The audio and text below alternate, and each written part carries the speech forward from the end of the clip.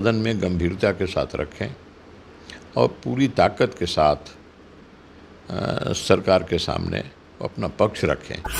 उनकी क्षमता या उनकी योग्यता तो इसी में है ना कि वे सदन के अंदर, यही है लोकतंत्र में, और विपक्ष को ऐसा ही चाहिए कि वो ऐसा करें।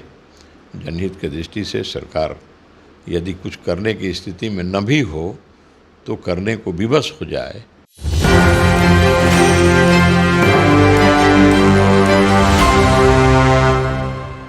नमस्कार, मेरा नाम प्रिंस मिश्रा है और आप एक न्यूज़ 24 देख रहे हैं। आरा से विधायक अमरेंद्र प्रताप सिंह हमारे साथ हैं, जो कि भाजपा से हैं।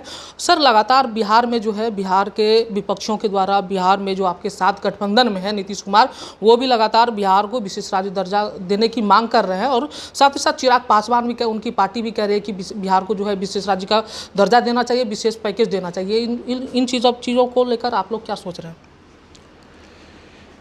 मैं समझता हूँ कि भारत सरकार विशेष सहायता या विशेष पैकेज उस पर गंभीरता से विचार कर रही है। मुझे कोई बिल्कुल अधिकृत सूचना नहीं है, लेकिन चर्चाओं के माध्यम से जानकारियां जो मिलती हैं तो भारत सरकार इस पर गंभीर है। लेकिन जहाँ तक विशेष राज्य का दर्जा देने की बात है, उसकी जो अहर्ताएँ होती हैं, उन अहर्ताओं को यदि राज्य पूरा करे तो शायद संभव है, लेकिन मैं समझता हूँ कि उस श्रेणी में यह राज्य नहीं आता, इसलिए यह कठिन है। लेकिन भारत के यशस्वी प्रधानमंत्री नरेंद्र मोदी जी काफ़ी संवेदनशील व्यक्ति हैं और बिहार के प्रति उनका लगाव भी है ज़्यादा, तो विशेष सहायता या विशेष पैकेज के संबंध में निश्चित रूप से वो विचार करेंगे, ऐसी मेरी आशा है। आपके प्रदेश अध्यक्ष सम्राट चौधरी भी निर्मला सीतारमण से मिले थे, उन्होंने भी आग्रह किया था कि बिहार को विशेष पैकेज के तौर पे दिया जाए। लेकिन अब तक क्या लग रहा है कि आप लोग, भाजपा जो है केंद्र में भी है, बिहार को विशेष पैकेज मिलने की संभावना है? पैकेज तो मिल सकता है बिहार को विशेष? देखिए, हम लोग तो उम्मीद करते हैं कि विशेष पैकेज बिहार को चाहिए और हम यह अनुभव करते हैं, इसकी आवश्यकता भी हम समझते हैं। बिहार को विशेष पैकेज की ज़रूरत है और भारत सरकार इस पर अनुकूल विचार करेगी। कल से सत्र शुरू होने वाला है बिहार विधानसभा का। ऐसे में विपक्ष कह रही है कि जो आपराधिक घटनाएं हैं, वो उनका जो ग्राफ बढ़ा है, उन चीज़ों को सरकार अगर लगाम नहीं लगाती है तो हम लोग सदन नहीं चलने देंगे। क्या इन चीज़ों को लेकर लगता है कि जब से एनडीए सरकार में आई है तब से आपराधिक घटनाएँ बढ़ी है? देखिए, सदन में सवालों को उठाना, विषय पर आग्रहपूर्वक और उन विषयों को सरकार के सामने लाना, ये सब ठीक है, लेकिन सदन नहीं चलने देंगे, हम इससे सहमत नहीं हैं। सदन चले तभी वहाँ से कोई बात निकल करके आएगी। विपक्ष को चाहिए कि जनहित की दृष्टि से जो उनके सवाल हैं, जो विषय हैं, सदन में गंभीरता के साथ रखें और पूरी ताकत के साथ सरकार के सामने अपना पक्ष रखें और उस पर वो चाहें तो बहस करवाएं, डिबेट करवाएं। और उनकी तो उनकी क्षमता या उनकी योग्यता तो इसी में है ना कि वे सदन के अंदर जितना तरीका है, उन सब का उपयोग करके, प्रयोग करके सरकार को अपनी मांगों के सामने मानने के लिए मजबूर कर दें।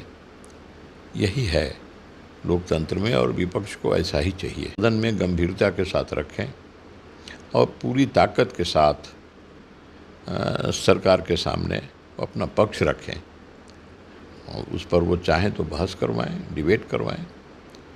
और उनकी तो उनकी क्षमता या उनकी योग्यता तो इसी में है ना कि वे सदन के अंदर जितना तरीका है, उन सब का उपयोग करके, प्रयोग करके सरकार को अपनी मांगों के सामने मानने के लिए मजबूर कर दें। यही है लोकतंत्र में, और विपक्ष को ऐसा ही चाहिए कि वो ऐसा करें। जनहित की दृष्टि से सरकार यदि कुछ करने की स्थिति में न भी हो तो करने को विवश हो जाए, तो यह उनकी बाजीगरी है, ऐसा कर सकते हैं, लेकिन सदन नहीं चलने देंगे। मैं नहीं समझता कि ये कोई अच्छी बात है, ये भाषा भी ठीक नहीं है। आखिरी सवाल ले लेते हैं सर। सत्र के दौरान कुछ अहम फैसले लिए जा सकते हैं और जो क्षेत्र की समस्या हैं उन चीज़ों पर जो ध्यान केंद्रित करने के लिए जो है अध्यक्ष से जो कही जाएगी, क्या लगता है कि उस पर जो है सहमति बनेगी, या जो समस्या उत्पन्न हो रही है जैसे कि अभी कुछ दिनों से लगातार पुल गिर रहे हैं उन चीज़ों को लेकर? देखिए, अपने अपने क्षेत्रों की समस्याओं से हम बराबर अपने नेतृत्व को अवगत कराते रहते हैं, और जो लोग सरकार में हैं उनसे भी जितने सदस्य हैं अपने क्षेत्रों को, केवल हम ही नहीं, ऐसा नहीं कि हम जो सरकारी पक्ष के लोग हैं भाई, तो विपक्ष के भी सदस्य अपनी समस्याओं को अवगत कराते हैं, और उन समस्याओं को गंभीरता से सरकार ले रही है और विचार कर रही है।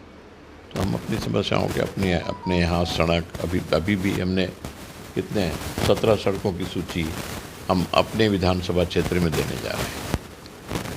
तो सड़कों की खास्ता हाल है। इसके बाद हमने लगभग 25 ऐसे पुलों को, जर्जर पुलों को, तो उनको और फिर से बनाने का, और जो कई स्थान पर नए पुल, तो क्षेत्र की समस्याएं तो निरंतर सरकार के सामने हम लोग रखते ही हैं और रखना भी चाहिए। विपक्ष कह रही है कि जो पुल जो धराशायी हो रहे हैं अभी वर्तमान समय में कुछ दिनों के अंतराल पे गिरते जा रहे हैं, उन लोगों पर जो है किसी भी प्रकार का सरकार का शिकंजा नहीं है। ये सरकार का शिकंजा नहीं है ऐसा कहना ठीक नहीं है। सरकार तो काम करती है, चाहे जिस किसी की सरकार, वो लोग भी सरकार में रहे हैं। 2005 के पहले कौन लोग थे सरकार में? फिर अभी जो बीच के समय में भी कई बार सरकार में रहने का मौका मिला राजद को, तो उन लोगों ने भी काम किया है। तो पुल गिर रहे हैं तो किन कारणों से गिरे हैं? जर्जर पुल पुराने हो गए थे, उनकी आयु समाप्त हो गई थी, उसको संज्ञान में नहीं लाया गया इस कारण, या उसमें भ्रष्टाचार हुआ है, पुल ठीक से बने नहीं हैं, तो उसके लिए तो उसमें देखना, सरकार इसको देख रही है। फिलहाल इस वीडियो में इतना ही। आपकी क्या प्रतिक्रिया होती है कमेंट बॉक्स में ज़रूर बताइएगा। धन्यवाद।